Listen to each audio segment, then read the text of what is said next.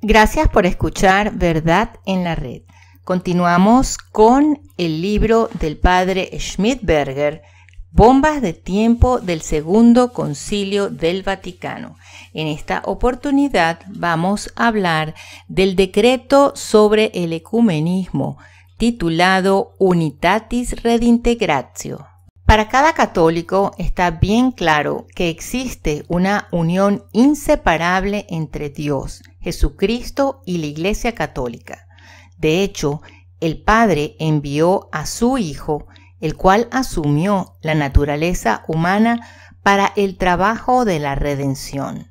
Y su Hijo, este Dios encarnado, fundó una iglesia visible, de la cual Él mismo es la cabeza. Él creó una sola iglesia, la cual es absolutamente única, como su fundador y maestro lo es. Un solo Señor, una sola fe, un solo bautismo, un Dios Padre de todos, dice San Pablo en su carta a los Efesios. La iglesia es un signo entre las naciones. Ella es el templo del Dios vivo.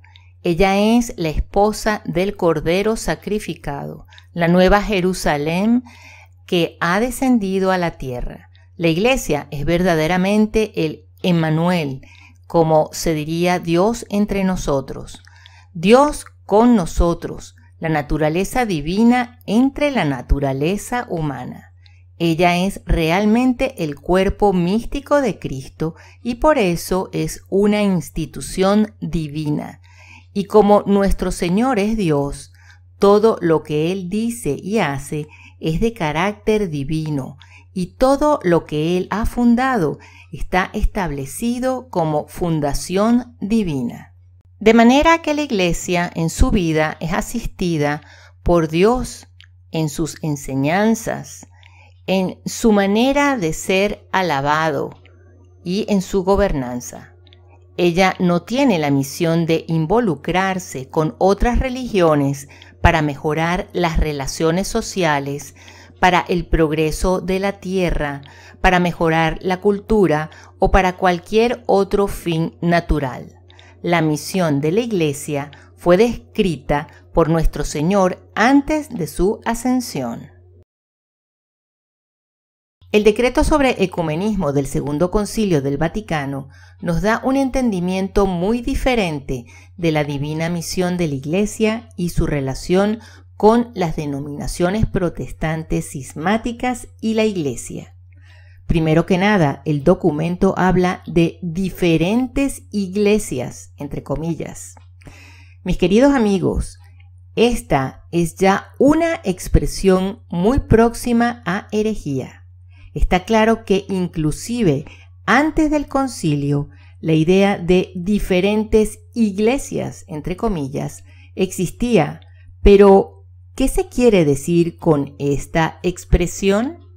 Significaba las diferentes iglesias alrededor del obispo diocesano y su clero. Por ejemplo, la iglesia de París o de Dublín, etc.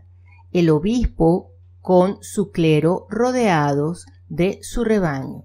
Pero esta noción de iglesias, entre comillas, en plural, antes del Vaticano II, nunca se utilizó para referirse a las denominaciones protestantes o las iglesias ortodoxas cismáticas.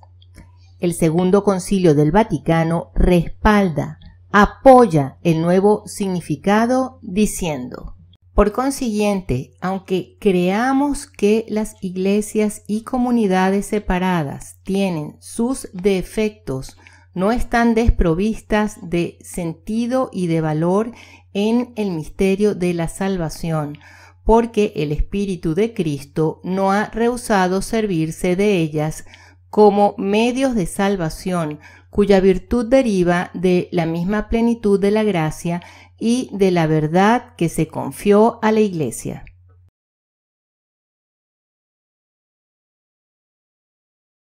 Damas y caballeros, está muy claro que seguidores de otras religiones se pueden salvar bajo ciertas condiciones. es decir, si estos se encuentran en un error invencible. Si estos hacen el mejor de sus esfuerzos, Dios les proporcionará gracias actuales. Y si estos son fieles a estas gracias y trabajan junto a estas, Dios finalmente les dará la gracia santificante y posiblemente se puedan salvar. Pero estos son salvados individualmente, aunque ellos son salvados en otras religiones, pero jamás son salvados por las otras religiones. No es posible que estos errores puedan guiar al reino de la verdad.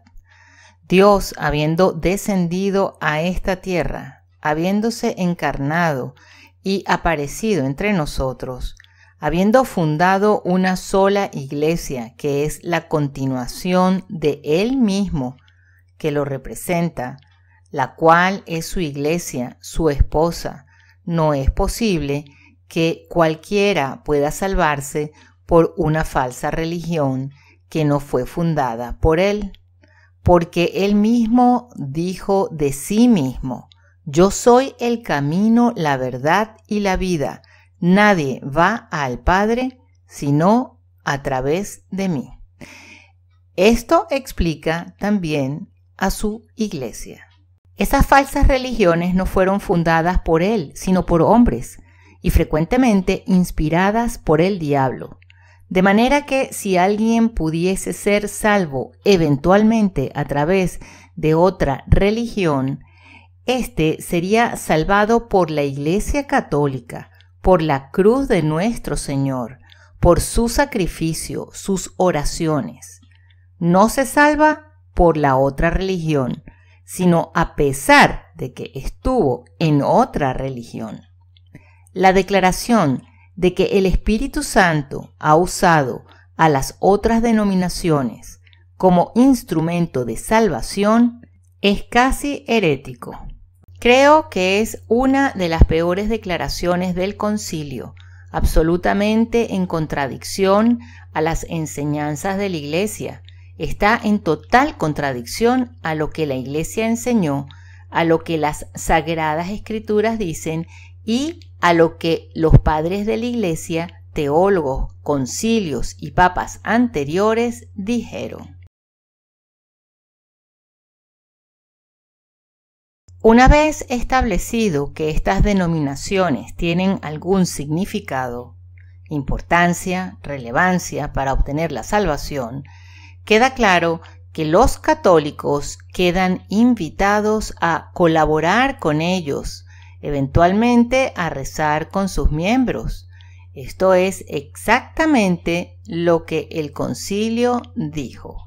En ciertas circunstancias especiales, como sucede cuando se ordenan oraciones por la unidad, y en las asambleas ecuménicas es lícito más aún, es de desear que los católicos se unan en la oración con los hermanos separados. Tales preces comunes son un medio muy eficaz para impetrar la gracia de la unidad y la expresión genuina de los vínculos con que están unidos los católicos con los hermanos separados. ¿Qué podemos decir acerca de estas oraciones? Primero que nada, queda claro que las oraciones individuales de los miembros de estas denominaciones protestantes pueden ser agradables ante Dios dependiendo de sus disposiciones personales. Pero es seguro que las oraciones de las sectas cristianas como sectas no son agradables a Dios. No es posible porque solo hay un solo mediador. Nuestro Señor está siempre rogando y viviendo por la causa de su iglesia y de sus elegidos. Por eso San Pablo dice, por lo cual puede también salvar eternamente a los que por él se allegan a Dios, viviendo siempre para rogar por ellos. De manera que las plegarias de estas religiones, como religiones en sí, no tienen ningún provecho. no tienen ninguna eficacia. Es perjudicial para los fieles unirse a estas en esos servicios de oración conjunta. Es dañino porque sus oraciones son inútiles y traen mucha confusión, y en la práctica un enorme número de abusos resultan de esta costumbre. Últimamente pone a todas las religiones al mismo nivel. Es muy común en estos días ver cómo católicos van a recibir la comida protestante y cómo protestantes van a recibir la Sagrada Comunión en las iglesias católicas. Es común escuchar las palabras de consagración de parte de un sacerdote al colocar sus manos sobre el pan y escuchar al pastor protestante decirlas sobre el vino. Cosas así son el resultado de estos documentos del concilio. Es asombroso ver cómo el concilio pone sobre los hombros de los católicos la culpa de la separación y división entre cristianos. Está muy claro, apreciados amigos, que los católicos no viven de acuerdo a los mandamientos de Dios, que no siempre viven de acuerdo a sus promesas bautismales, que no viven de acuerdo al credo que profesan, pero es un error culparlos de las divisiones o separaciones. De hecho, la culpa está en aquellos que se separaron de la silla de Pedro, del sacrificio de nuestros altares, del sacrificio católico, de la esposa mística de Cristo. Este es un punto muy importante. Esta gente siempre está confundiendo el orden objetivo y subjetivo, confundiendo a las otras religiones con sus miembros individualmente. El conocimiento de la verdad, dogma católico, con el llevar a efecto esta verdad, moralidad y disciplina. Ellos dicen que en otras religiones te encuentras a gente muy amable, amigable y sonriente, comprometida en trabajos sociales. Bueno, tal vez sea verdad, pero ¿qué sale de allí? Nada, absolutamente nada. Es también cierto que en la Iglesia Católica te encuentras con gente que no toma en serio su religión y no la aprecian como deberían. ¿Qué sale de allí? Bueno, que son malos católicos y eso es todo. No salpica en absoluto nada sobre la fe católica, sobre la Iglesia Católica. Ahora les presentaré algunas declaraciones y frases de los documentos conciliares que son contradictorios. He aquí dos de ellas. Por ejemplo, en el número 11. En ningún caso debe ser obstáculo para el diálogo con los hermanos el sistema de exposición de la fe católica. Es totalmente necesario que se exponga con claridad toda la doctrina. Si tomamos la primera parte, si se remueven todos los obstáculos para cualquier diálogo, ¿cuáles son los obstáculos que podrían haber en ese diálogo? Pues todo lo que los protestantes rechazan. ¿Y qué es lo que rechazan? El carácter del sacerdocio, la supremacía de Pedro, el carácter de sacrificio de la misa, la transubstanciación, la intercesión de los santos, los dogmas acerca de la Santísima Virgen María, el purgatorio, etc.